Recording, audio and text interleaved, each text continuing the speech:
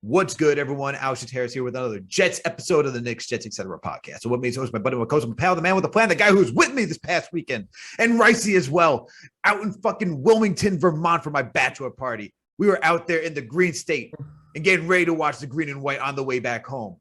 You know what it is, man. My guy, John Meleka, with me as always. What's good, my man? How you doing? Man, shout out to Wilmington, Vermont. We had an awesome weekend out with your boys. Thanks for having us. The Knicks, Jets, etc. team was teamed up. We had an awesome time.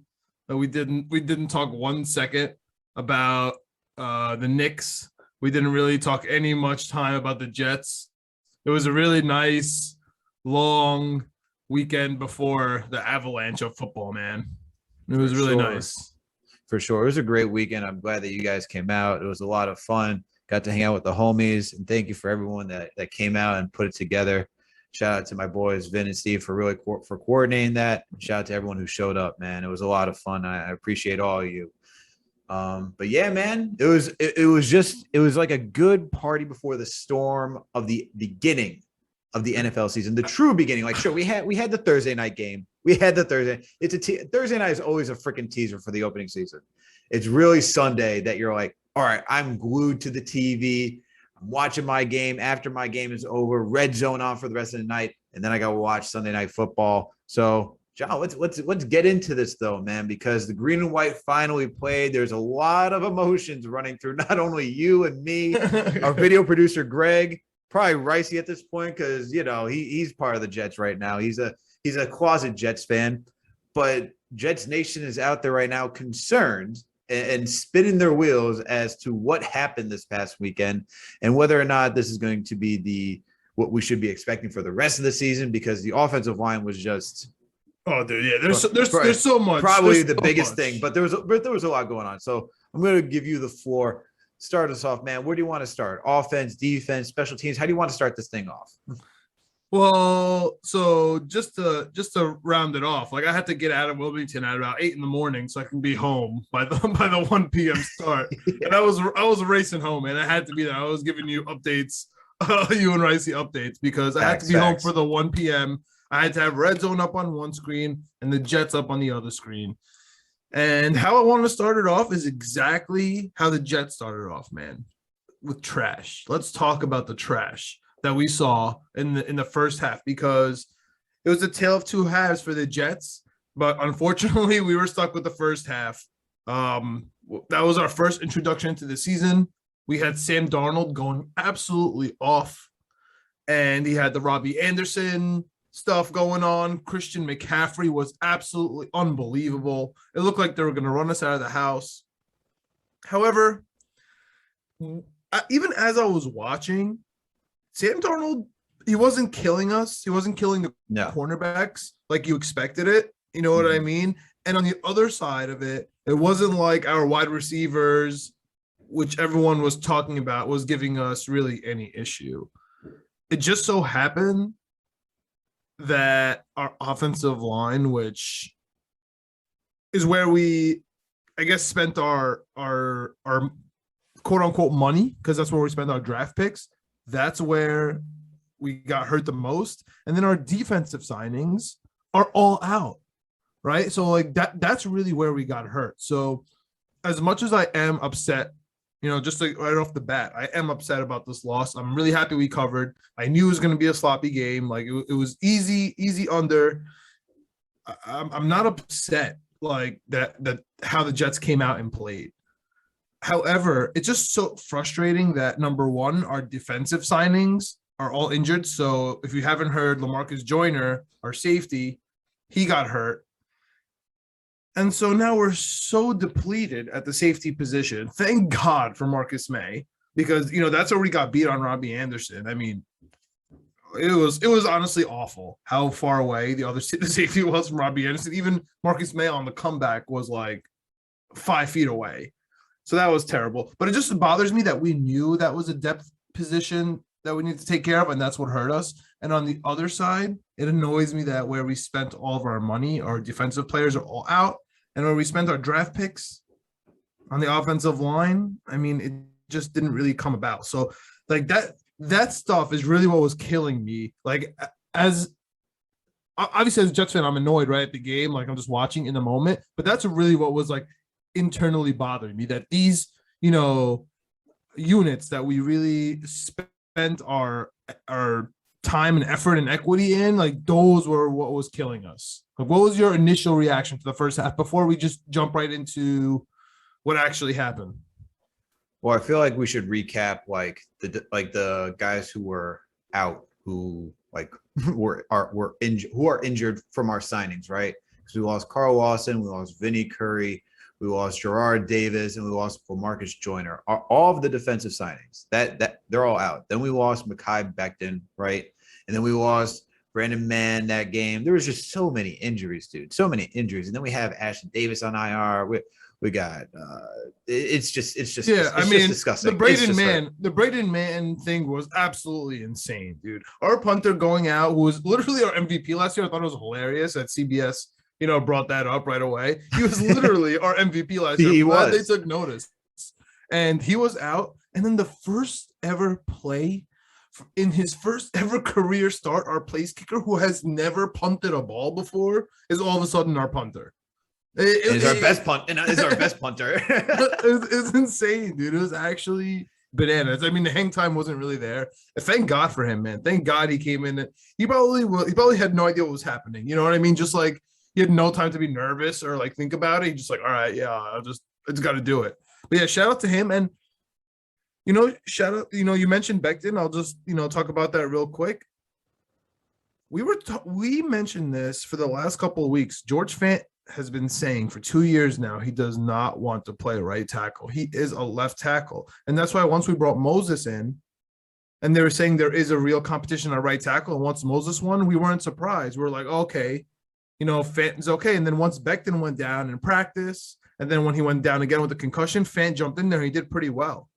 So we were kind of ready for the Becton injury. So as much as it stinks that Becton got down, and as you already know, he went down with that knee injury. It looked terrible. He was crying. It looked like a torn ACL. It turns out to not be, which is a miracle by all accounts. He's only going to be out until Halloween or so. But we're equipped to go without Becton. You know what I mean? We're fine with that, but we cannot go without Joyner. We cannot go without Ashton Davis. You know what I'm saying? We're depleted there, dude. And that's what bothers me, because we knew it was going to be an issue, and it turned out to be an issue. You know what I'm trying to say? For sure. And I guess if you want to go on my initial reactions without just the injuries, first half, honestly, it was pretty ugly on the offensive side of the ball. I was not impressed for the most part. We tried to control the line of scrimmage with our offense by trying to run it, and we couldn't do anything. And I think honestly, when we don't have the offensive line to really have a rotational backfield, I feel like you need to let one guy cook. And we let three guys cook on Sunday. And it was you can't give it to Michael Carter. You can't give it to Ty Johnson. You can't give it to Tevin Coleman. That's way too many guys you're asking to figure it out. You need someone in there who understands that, look, I'm not getting enough time. I got to figure out how I'm going to maneuver this. Someone to get comfortable in that time. So with no true offensive line, I think they got to stick to 1-2 guys, not this three-headed backfield. This isn't San Francisco where you have an offensive line that you just know you're going to get protection, and whoever's in there will be able to run freely. I think they got to stop with the three-headed monster right now. Choose your two guys and just go with them. Just go with them. Just do that. I agree and I disagree, because I agree with the system, on its face, and I do think that I do think that what we're doing, like San Francisco, can work. The problem is, Alex, when I went back and I watched the 6 sacks, 2 of them were because of Ty Johnson. You know what I mean? Like two of them were because of the running back. So it's not that it's not that because there are so many running backs, like it's almost like there's only one ball for so many guys type deal. It's more of a, we don't have any running backs that can block. No, it's really that simple. None of them can block. And that's an issue, dude. That's a really, really big issue for Zack Wilson. He's never got hit like that.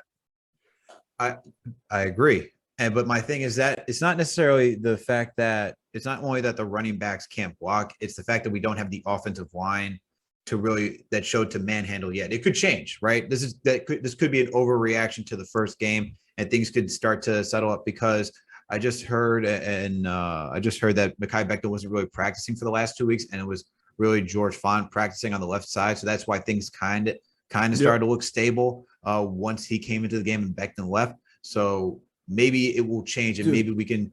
Maybe it'll get better. But my initial reactions is the O-line is still our weakest link, especially the right side. The right side was just getting killed all day long. And then on top of that, say his name, bro. It's okay. I don't care that he's mad at us. I don't care that he's from New York and a quote unquote local boy. Say his name, bro. Greg Van Roten, you stink, dude. You stink. Like, I don't know what to say. Like, last year he got mad at us on Twitter because we called him out. And then we said, okay, we took it down. We apologize, whatever. But, and then, this year they have the One Jets drive piece on him. They have stuff in the newspaper about him, the local boy. I get it all. Okay, sounds good. We're on board. Game 1, you're going to kill our quarterback, dude. You're going to kill him. Like, I don't know what to say. It was the same thing that was happening to Sam last year. Thankfully, it wasn't being funneled. It was just coming from the sides at this point. At least it wasn't coming down straight from the middle. At least it was coming from the sides. Much better than not having any time whatsoever with someone coming straight to your face. But dude, you talking about that Ty Johnson sack? Literally, no one. Well, that was not only an issue on Ty Johnson because he should have chipped the edge rusher. Something because he I don't know what he was doing. I don't know if he was trying to get by and just try to get open real quick. But he did. He was trying to get open because he turned around trying to get the ball. I know, but I didn't know if he thought like it was going to go to him like on a quick check down. But dude, like you got to chip the guy coming in. And also, like, we can get let's save it for like the offense defense. But my initial thoughts is the one thing: offensive line still an issue. I know it's a work in progress. I see people out there saying it's Joe Douglas's fault. I see people out there who are like, same old Jets. Stop. It's game 1. Let's calm it down. Let's see what happens. It's game 1. Honestly, this game was the perfect recipe, and we discussed it with Claudio. This is the perfect recipe. We're a very young team. We're the youngest team in the NFL. Going against essentially like a seasoned team, even though Sam Darnold's the quarterback, Christian McCaffrey, Robbie Anderson, like those weapons, they still know what they're doing. The defense is not spectacular. Their defense wasn't spectacular. It was more so our offensive line just didn't give Zack Wilson a chance. So it was just a good recipe for an ugly game and to give Carolina like the advantage, honestly, just to come out with the victory, which is what happened. But it was an ugly game. Let's really get into it. Let's break down the offense and the defense. Let's start off with the offense first, because I really want to get into our rookie quarterback. Let's start off with Zack Wilson. Let's start off with our commander. I actually like how he performed, man. I was pretty impressed. The first quarter, not so much. The way that he was able to bounce back in the second quarter, really, like, it encouraged me that he's able to learn, he's able to adapt. He was able to figure out how the defense was attacking him, and he figured out how to extend the plays in order to get his players open and to get completions, to get touchdowns, man, and make something happen. I think, though, what we did see was true rookie tendencies. And there were times where he was holding on to the ball too long. There were times where he tried to extend the play when he didn't necessarily need to extend the play. Just get the ball out. There was 2 huge ones of those, for sure. Yeah. And, like, those are, like, the rookie things, but he's a rookie. I'm not going to kill him for that. It's just those are rookie tendencies. Sometimes you want to make something happen, and I totally understand. Your offensive line's not doing a damn thing for you, so you're already thinking, I got to do something. I'm not getting enough time. So to start off with Zack Wilson, I like what I saw. I like the bounce back. Also, shout out to like our coaching staff because it was giving me kind of Gase-esque type of first half, like type of not necessarily the play calling, but just like, wow, we are really stagnant. But then the coaching staff adapted, and they were like, all right, let's adjust. Let's get some plays. Let's look on the outside. Let's take our running back. Let's get our running backs instead of taking them up the middle. Let's get them outside. Let's get some short, quick passes, a bubble pass, whatever, and let's get these guys going. So I like what I saw from Zack Wilson. I like the changes from the coaching staff to start off with. But I want to hear your thoughts on Zack Wilson before we keep going down the offense. All right, man. So first of all, this whole rookie tendency thing, I agree with you, but it's such nonsense that they let Shaq Thompson and the other linebacker from Carolina change their jersey numbers 10 minutes before kickoff. Like, how ridiculous is that rule? They probably didn't know, the NFL, that there was, that little clause, but holy crap, dude. How unsportsmanlike is that move? And no, so it confuses because you're preparing for a certain number, and then when you change the number, you can't read the name on the back. I mean, it And you're sounds like looking, nonsense, right? It sounds like yeah, nonsense, but Tom Brady, the GOAT, is the one complaining about it. So if he's the one complaining about it, even up till this past week, yeah, and this happened to our rookie quarterback. I mean, they knew the deal. There's animosity here, man. There's animosity by Sam Darnold, who a teammate of his from the Panthers came out this week. He said Sam Darnold wanted this game. He wanted to show them that they made a mistake by trading him. Robbie Anderson, Matt Rule, Luvu was out there for a bunch of plays. There's animosity towards the Jets, and it showed, right? They're doing little annoying things like that. Fine. What even was more annoying, that Thompson absolutely killed us. He absolutely killed us. You're saying their defense wasn't that good? Thompson absolutely murdered us. He was breaking up passes. He led the team in tackles, a couple sacks, interception. Like he was all over the field. We couldn't do anything about it. And so, I mean, a couple of them was on AVT, our new guard, but that's okay. He's a rookie. He didn't even play in preseason. He has to figure it out. He's going to be fine. A couple of the sacks were from Zack Wilson extending the play, like you said, because he thinks he's Zack Wilson in college and he can outrun the tired defensive tackle. It's not going to happen here. And so these are the things he's going to learn, and he's going to learn them fast after he, quote unquote, from him feels like he got hit by a truck. And that's going to stop you from doing those things. So initial reaction without Crowder, without Cole, right? Mims didn't play till the fourth quarter for that one drive. I mean, he's basically out there playing with Berrios, who I seriously love Berrios, and playing with Corey Davis. And shout out to Tyler Kroft, our tight end. I mean, we are a tight end type of offense. Shout out to the Carolina defense for completely shutting down our running game, right? And they did own us in the trenches, both in the pass and the rush. Shout out to them. I'm happy Zack Wilson was really able to withstand the cornerbacks, dude. Like, the cornerbacks are really good on Carolina. I'm really happy about how he maneuvered them, even though he made the mistake, but the mistake was to Thompson, right? Like, yeah. Even the things that he forced were okay in the secondary. There were a couple of plays that we had about 4 official drops. I really liked what I saw of Zack Wilson, man. I really can't complain. I think he has a lot to clean up. I think it's BS what happened to him with the jersey numbers and with the coverage stuff.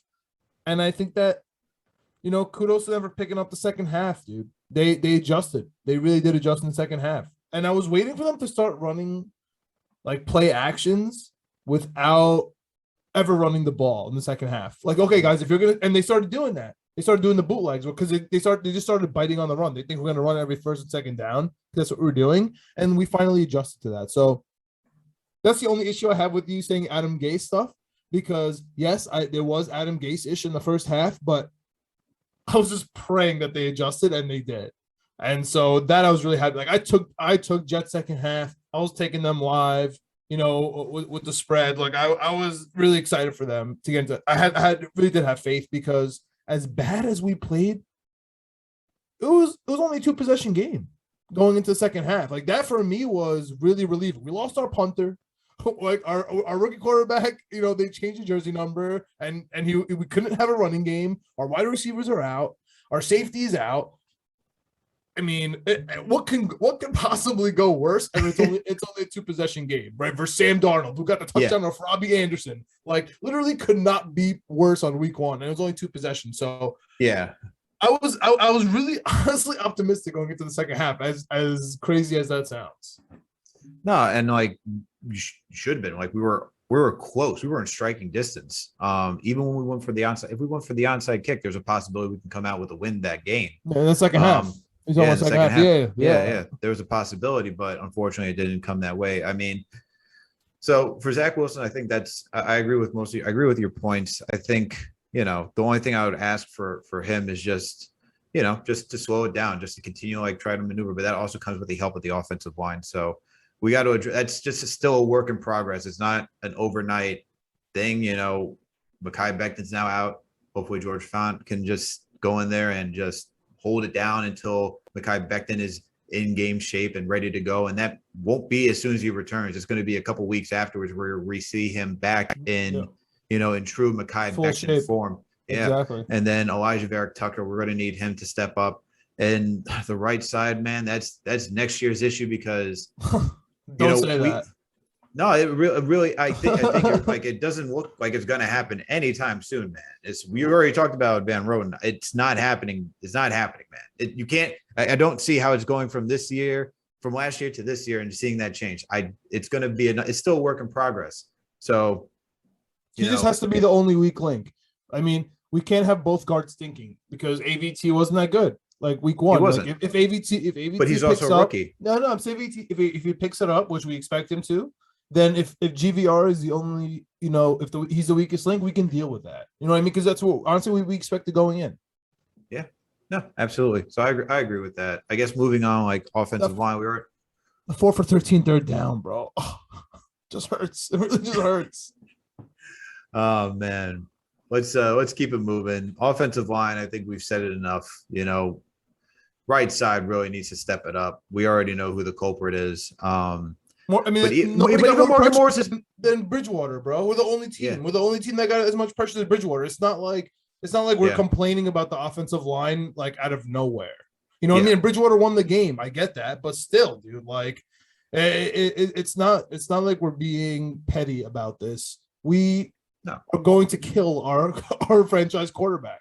100%. And then it's going to be the same story that we had with Sam Darnold. If we keep this up, we didn't give him any time in the pocket. We didn't give him any weapons. He stinks because of us, and he's going to go to another team and kill it. Like it's just the same old story if we go down this path. Which I don't think we'll go down that path. I don't think we will. This is just it's a work in progress. We addressed one piece of the puzzle last season with Mekhi Becton. We addressed the second piece with Alijah Vera-Tucker. He's not. We can't expect him to come in being another Mekhi Becton and just dominating the offensive line.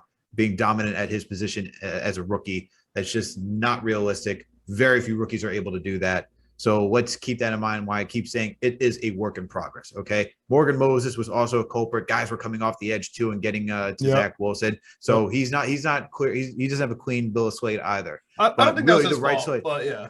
But no, the right side was just it was from the right side, man. It was bad. I mean, Zack Wilson could also control the offensive line and make the proper adjustments too to say who to block. He didn't necessarily do that all the time as well. Once again, rookie mistake. I'm not expecting a lot. It's a work in progress. We are the youngest team. We are the absolute youngest team. It's very hard for me to say we're going to go very far with a very young team. It is very much possible, but I'm expecting these mistakes because we're such a young team. Yeah. But the guys who are veterans need to step up. Van Roten, Morgan Moses, Connor McGovern. Those are the guys that needs to step up. Now George Fant. These guys are now seasoned veterans. They have to step up and help the rookie quarterback in order for him to shine. So we talked about that. Running game, not impressed. Just not impressed. But that's also because the offensive line couldn't do much either. So what do you expect? It's the same old story. If you can't control the line of scrimmage, no one can do anything. Wide receivers, Corey Davis is a stud, man. Dude is a brick house. Man was carrying guys, shedding guys, got 2 TDs. Dude was phenomenal yesterday. So good. And you can see that he's also Zack Wilson's security blanket as to Sam last season, how Jamison Crowder was Sam Darnold. So it looks like we should be expecting a lot for Corey Davis. And I'm going to say Elijah Moore as well. Zack Wilson was looking for Elijah Moore pretty frequently yesterday. Unfortunately, he wasn't able to complete that many passes, but I expect Elijah Moore to get, in rhythm. It's also very hard for a rookie wide receiver to get going as well. But it's not as bad as like asking a QB to get going. But I'm expecting Elijah Moore to get more involved. Sure, go for it. Could I give you a hot take on Elijah Moore? Yeah, let's hear it.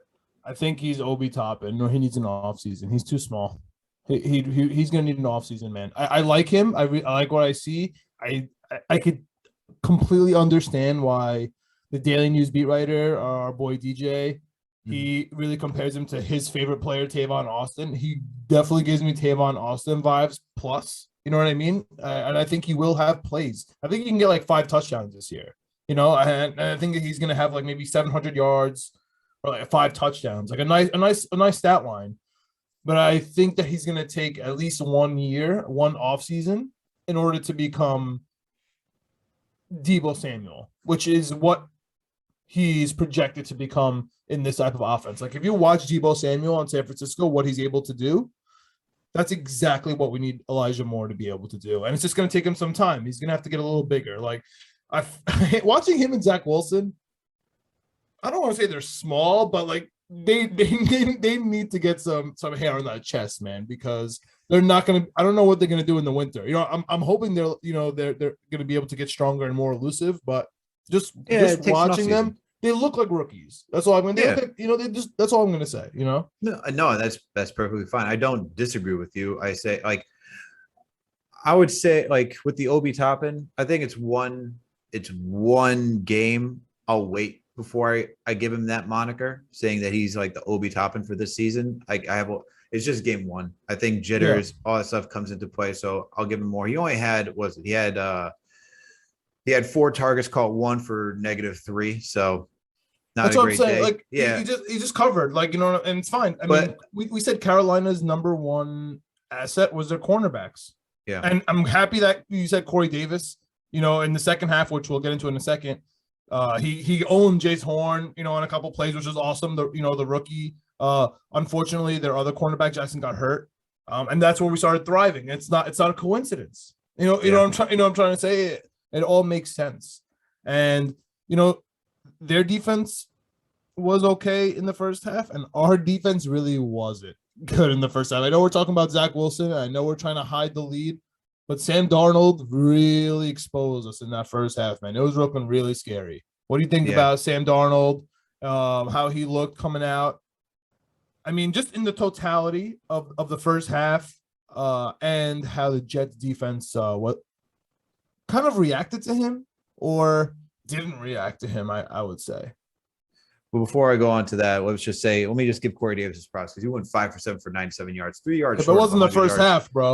I know it wasn't the first half. I know it wasn't the first half, but there was the adjustment that came in the second half too. I'm going to give some kudos to him for the adjustment. And look, being a good player is also taking advantage of what's given to you, and he did that. So can't knock him in. I just want to point out that for the wide receivers, Corey Davis and Braxton Berrios ended with the same amount of targets and the same amount of receptions, which is 5 for 7. Obviously, Berrios got less because he's a slot guy. He only had 51 yards compared to Corey Davis's 97. So you can see his is more important though. Berrios's catches. That fourth for 8, man, that helped us go down to give Corey Davis that second touchdown, man. That was huge. That was huge. I love Berrios in this offense, dude. We need Crowder back and Cole so bad. Oh, for sure. Yeah. You can see. Do you want to discuss Denzel Mims before we go on to Sam? No, Darnold? I want you to tell me about the first half. Sam Darnold offense versus the defense of the Jets, baby. Okay. I mean, I think the defense played pretty well for the most part. He got that busted play to Robbie Anderson for the 57 yards. They were moving the ball pretty well to Christian McCaffrey before that to get the field goal. But Sam Darnold looked fine to good. Like he didn't really wow me throughout yesterday's gameplay. I know a lot of people were saying that he was checking it down, and honestly, I'm not gonna blame you checking it down to Christian McCaffrey, who's your best player. What I'm sorry. I dislike people who are like he was only doing checkdowns. If your best player is your running back who can just shed tackles like there's no tomorrow, yes, I'm going to check it down and give it to the guy who can shed tackles and get massive yak. What concept? Oh no, let me show you I can really do it with my arm. No, I'm not blaming him for that. It's not spectacular saying that he's an Aaron Rodgers or any type of guy like that, but he made the important plays he was supposed to make. He had some pretty good passes, not shocked, had the fumble that gave us the ball, and then we turned it right back over, which actually led to that. That led to the field? Was it that one that led to the field goal or the Robbie Anderson touchdown? No, that led the turnover led to the field goal. It was the fourth down, going for it on fourth down that led to the Robbie Anderson touchdown. But we had to go for it fourth, so. Yeah, I mean, he had a good stat line, but I wasn't blown away by that stat line because it didn't look that impressive. Even in the first half? He was moving the ball pretty well. I wasn't cry. I wouldn't say I'm crying about it, but he moved the ball pretty well. Second half, I think he looked fine to good. I'm not raising any alarms. He looked fine to good, and which is what he is. I think he can be a franchise quarterback, and your franchise quarterback doesn't necessarily mean a Tom Brady, but just a competent quarterback that can help you win games, which is what he did yesterday. So looked fine to good. The offense, the Panthers, like I said, it was a perfect recipe for a very young team. And you even pointed out, they didn't have a lot of preseason games, using Sam Darnold and having everyone together. And it showed. They kind of looked out of sync at some points. It looked very ugly for stretches of their offense. Nothing was really happening. Nothing happened until the Zack Wilson interception that led to the field goal, and then they started to move the ball up and down the field. So it's a mixed bag. Yeah, really, the first half Panthers was everything I thought they would be. That's really why I wanted to. They are who we thought they were. Honestly, man. Honestly, like Robbie Anderson opening up because of the box loading up on Christian McCaffrey because he's killing us. That's the recipe, man. And they ran it beautifully. And I there was nothing to hate on. The only criticism I would have on Sam Darnold is he just couldn't finish on third down. Like once he got the third down, he just could not finish, man. And he had a similar stat line to the Jets, 4 for 14 from third down. And he has Christian McCaffrey, and they were up 16-0. And, so it just didn't match. And like I said, their kicking situation is really not figured out. And so I would just be weary of Carolina. The first half, Sam Darnold really played like the Jets Sam Darnold. Like he's exactly who we left him as. If he has the weapons, he's going to perform, and he's going to regress at times. And I don't think we're good enough to really have him turn over the ball. We got a turnover, but like it's not something that we're not going to be ball hawks out here. And I feel like Sam Darnold is able to take advantage of our weakness. Once our safety went out, he took advantage of it in 2 seconds. Like, Robbie Anderson, you're so much faster than everyone on this field right now. Just take it to the house, and I'm going to find you. I mean, that we've seen that play. I mean, that play was called for Robbie the whole time, right? As soon as he went back, he was staring at him. He threw it up. He knew it. And so I wasn't that impressed. I liked it with the first half. I wasn't that impressed. I'm so happy about how Bryce Hall played. I'm so happy about how our cornerbacks played in that first half, even though we were getting crushed 16-0. Even CJ Mosley, dude. CJ Mosley looked great out there, even though we were getting crushed 16-0 and C-Mac was eating us. But that's really that. Those are my notes on the first half, and of course, Matt Ammendola. Matt Ammendola, he is my MVP of this game, 100%. I don't even care that we lost, dude. We could have lost this game 100-0 if Matt Ammendola didn't perform the way he did. Coming in there in his first ever NFL game, never punted a ball in his life.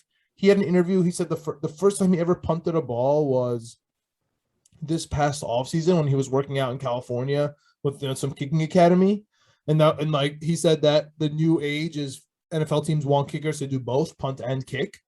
So he was just doing it because he was at the camp. And it just so happened that the first game of the season, you have to be prepared. And let me go off on a tangent right now. And it actually has something to do with the New York Jets. I was watching, I forgot which platform it was on, but I was watching Brandon Marshall, Chad Ocho. Oh, I know what you're talking about. Yep. And Michael Vick, they were talking, and Michael Vick was going off and saying how when his first stint with the Jets was the first time he was, demoted to a second string quarterback, and he had to go, and he said he had the best camp of his life that summer. We hear that all the time, but it's coming from his mouth, and he was behind Geno Smith, which it must be really tough for Michael Vick to have to sit there. And the coaches kept telling him, you're not coming in until we went down 21-0 to the Chargers in the first half. And then he's like, yo, you're coming in.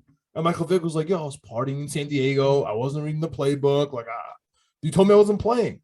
And so he wasn't ready. And then look what happened. He fumbled the bag.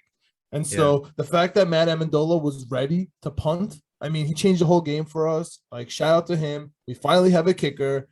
I love our special teams so much, dude. It's crazy how much I love our special teams. And I love how we adjusted our offense and our defense in the second half, and I'm ready for the momentum going into week 2. So before we get into week 2 and next episode, talk to me about the second half, man. I know you want to talk about Mims and the wide receivers and the offense. Like, start there, dude. Tell me about what you saw from the Jets offense in the second half, after we put up that donut in the first. I'm curious as to why Mims doesn't. I know Robert Saleh came out today and said that you have to be adept at playing all 3 wide receiver positions and know them very well to get on the field. I'm sorry. This is where I'm going to push back on the coach. You're your guy just came out and made like an incredible sideline catch and actually put us in position to give Corey Davis not one but 2 receptions, and the second reception is what gave him the touchdown pass. So the touchdown catch, I should say. He's a good weapon. We should use him. You know what I mean? Like at some point when your team's not doing anything and you see Zack Wilson just get into Mims, and Mims has a really good catch radius, I think you just have to sometimes throw that like out the window. We're down some of our top wide receivers, you know, not necessarily our top wide receivers, but we're down Jamison Crowder. We're down Keelan Cole. We're down the starting unit. Put Mims in. I get that he was sick. He missed some of camp. I understand that. But at some point as a coach, you have to throw that out the window when things are close and are in your direction. Like we are in scoring position. We were in this game the entire time. Denzel Mims is a very good football player and a very good wide receiver. Just use him. Just use him. Like, yeah. I don't care that he doesn't know the entire playbook. So call plays for him, put him out there, and put him in position. Because you get stuff like that, and you're like, wow, there's Denzel Mims. And it's so funny that the broadcasters were like, well, Denzel Mims hasn't had a good camp, blah, blah, blah, blah. And next thing you know, he makes that spectacular catch. And you're like, yeah, because he can play. This man can ball. So just give him the opportunities, especially when we're down. I understand if we have everybody. I understand if Keelan Cole, Jamison Crowder, everyone, you're like, all right, Mims, you haven't had enough repetitions yet. We can't go to you yet. And you have your guys. But we don't have our guys. Go to him. You know what I mean? Like that's the confusing part. Who is it? There was it? I think Smith got a few more targets out there than he did, which really like threw me for a whirl. Let's see right here. Every single person. Well, yeah. I mean, Jeff Smith and Mims each shared a target, but he got the least targets on the team. Like, yeah, it made no sense. He got 1 target, 1 reception for 40 yards. And yeah, I mean, I agree with you, dude. If he couldn't get in here's where logic is just missing, dude. The logic is missing from the argument. He's saying that there's starters on the team and they know all the positions, and so Mims can't get in behind them. In this game, the 2 of the starters were out, and then Mims couldn't play until the 4th quarter. I mean, your argument is just not there. You know what I'm saying? It doesn't make sense. Yeah. And Jeff Smith only had 1 target, but why is Jeff Smith out there even getting a target? Like Denzel Mims is much more talented than Jeff Smith. That should not happen. Okay. That's probably my biggest gripe with the coaching staff on the second half. I think there's always, as attorneys, we know like nothing's black and white. There's a lot of gray, and this is a gray situation where you're like, you know what? We don't have our guys. Let's use our most talented guy. Okay, let's just use our most talented guy. Even with the Tampa Bay Buccaneers, when they had freaking Antonio Brown join the team, they had him in the Super Bowl. Like, yo, go! Like, you're talented. Go! Yeah. I don't care. We're going to use you. You're Antonio Brown. You're talented. I get it. Denzel is not Antonio Brown, but he's still talented. That's my biggest gripe. But I like what I saw from the wide receivers the second half. We got the ball moving. Offense started to gel a bit more, especially after you saw Mekhi Becton went out and you put Fant on the left side. So it makes sense, especially as I pointed out earlier, that Fant was practicing more so than Becton for the last 2 weeks. So it was good. It was good to see them move the ball. You still had Zack Wilson getting a lot of pressure. He had to do a lot of, dodge, dip, dive, duck, and dodge just to get the ball out. Yeah. I don't like that. But overall, offense was encouraging. They just need to tighten it up. I think they just need to come out. This is the concern I said.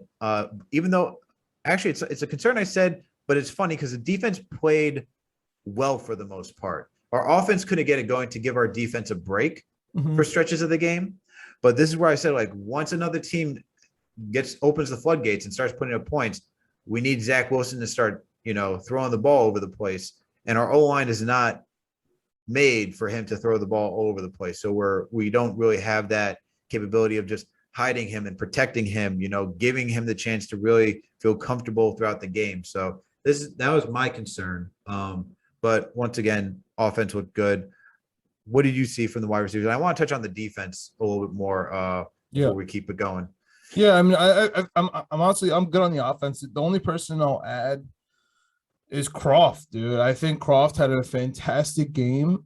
And I mean, if you want to ask me what I learned from this offense, is this is exactly the type of Shanahan LaFleur offense that we thought, man. They're gonna try to run it, they're gonna try to establish, and if they can't, they're gonna get Zack Wilson to air out the ball, even on either trying to get out of the pocket if they can't do it, or they're gonna play with the slot receivers and they're gonna give it to the tight end. I mean, the offense is exactly what we thought it was. You want to get more in the defense? I mean, the person that nobody. Well, just to add on to your tight end point, just to throw in there, 11 targets between both Ryan Griffin and Tyler Croft. I know, dude, crazy. Ryan Griffin goes getting mad targets yesterday. Griffin got cut and re-signed. Yeah, Griffin went 3 for 6 for 22 yards, and he had Tyler Croft go 3 for 5 for 26 yards. Tight ends are loved in.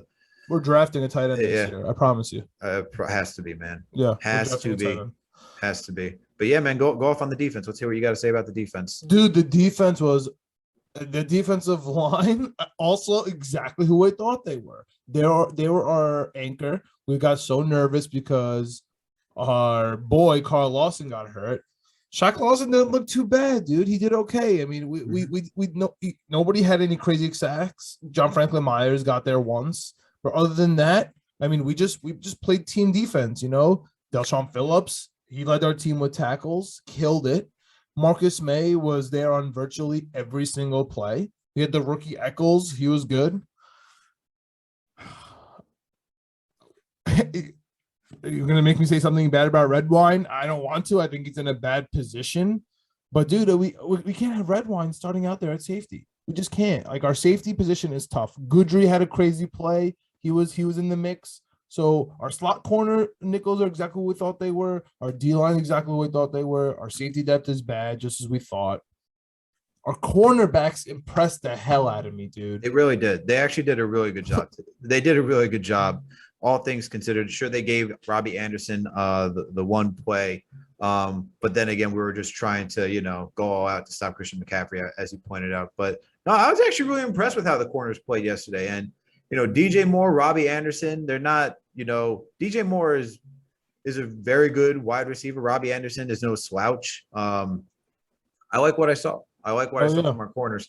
So, and our D line, as you point out, even without Carl Lawson, even without Carl Lawson, we still held, we still did a pretty good job.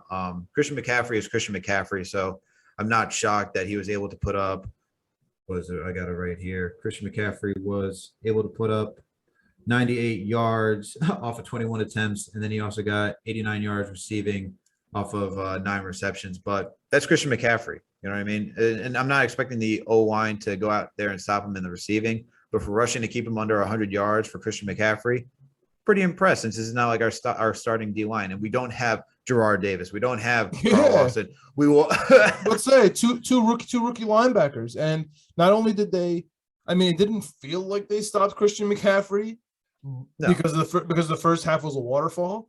But the second half, they actually did adjust, and they were rookies. And I've been crying about it all year. And the first game, we stopped the tight end, dude. We stopped the tight end. So shout out to the linebackers. They had arguably the hardest position, right, that they have to guard. Christian McCaffrey, who does everything. He's so fast. Shout out to Christian McCaffrey for coming back off an injury. Like, he didn't miss a single second of anything, right? Like, if you see Chuba Hubbard on the other side come out and just look like he's 75 miles per hour slower. It's hilarious how fast Christian McCaffrey is and how good he is. But yeah, I'm honestly impressed with our defense. I think that we are just really slacking at safety. Mm-hmm. Looking at a little bit ahead, we are going to drop a preview episode versus the Patriots, but just looking a little bit ahead, we're kind of built to play the Patriots. I mean, they don't have any crazy wide receivers. Their tight ends do eat, so we're gonna have to figure out what to do with their 2 tight end sets, sometimes even 3 tight end sets. They're gonna run it a lot. We just have to deal with Christian McCaffrey, so we kind of have an edge up there, I feel like. But yeah, it's just gonna be really stopping their defensive line and their front 7. And I feel like it's just gonna be a very, very similar game to this Carolina game. It's going to be a very, ugly game. And I think the Jets, like I said, when we had Claudio on, I feel like this is a game that the Jets can win. I wasn't impressed by the Patriots. Like I was watching a little bit of that game against the Dolphins. Like Yeah, I went back and watched it. Mac Jones didn't really like wow me, Hot take, defense. the best quarterback, rookie quarterback yesterday was Zack Wilson. I don't even think it's close. You don't think because Trevor Lawrence had a game. Wasn't even close. Trevor Lawrence was terrible. Urban Meyer wants to quit today. I'm not even joking. That's how bad the Jacksonville Jaguars are. They're a joke, like we've been saying all year. Yep. Shout out to Jeremy Schatt. Hey, I told you, man. Urban Meyer is the reason for Ohio State quarterbacks being so bad. He's a gimmicky coach, but Urban Meyer stinks. I'll say this. I don't think the Patriots. We're going to talk about more of that this week with our guests, but yeah, I'm not too worried about the Patriots. Their defense is solid. The offense is meh. We're on to New England, baby. We're on to New England. Give me 1-1 in the Jets home opener at MetLife, baby. Let's go. But John, before I don't know if you got anything else. I think that's it for a recap. That's it. Tell our friends how they can get on that Madden. Yeah, man. We still got this Madden giveaway, so make sure to like, subscribe. Well, really just subscribe to the YouTube channel. Please like the videos and hit that notification bell because you're all so kind. I know you guys are so kind. So make sure to subscribe to the YouTube channel and follow us on either Facebook, Twitter, Instagram, wherever you're most active. Send us an email, screenshot both that you subscribe to the YouTube channel and to our social media page. Like I said, one of the three. You don't have to do all of them. Email it to us. Tell us which console you have, whether it's the PS4, PS5, Xbox One, Xbox Series X, and then you can be entered in to win a Madden. Which one? Which one do we got? MVP 2022. 2022, the Madden MVP 2022 version. So once again, subscribe to the YouTube channel. Follow us on either Facebook, Instagram, Twitter. Send a screenshot of both that you subscribe and follow us on one of the social media platforms. Send an email with the console preference, and then you're entered in to win this Madden, to potentially win this Madden giveaway. All right. But John, on top of that, we out of here. So you know what that means. Yeah. On top of that, if you haven't checked out the Winnings Picks Weekly YouTube and Spotify podcast, best bets I went to for a while. We won't really talk about how Greg did. We'll talk about more of that in the episode, but our full slate, we did pretty well. Our season bets, including Greg's future bets, looking pretty good. So some free money on Winnings Picks Weekly coming out this week. So check it out. Yeah, make sure to go to Anchor, Spotify. It's coming on all other podcast platforms. It should be running up on Apple soon enough. But these guys are very entertaining. John and our video producer, Greg, they really love sports betting. They really have a way and an in-depth knowledge of it. So please make sure to go check out Winning Picks Weekly. It's a very fun podcast. I tell you, I turned it on. I was just engaged throughout the entire time. I couldn't turn it off. I re-listened to it all the time, and these guys were pretty accurate. Although I will say, Greg, I don't know about the Jacksonville Jaguars pick, but I will say that was a very good listen. You guys are pretty much on the money with your picks. So definitely make sure to go check out Winning Picks Weekly. But yeah, let's go Jets, baby. Let's go. But wait, John, we gotta do the call to action too before we get out of here. We gotta do the call to action because you know what it is.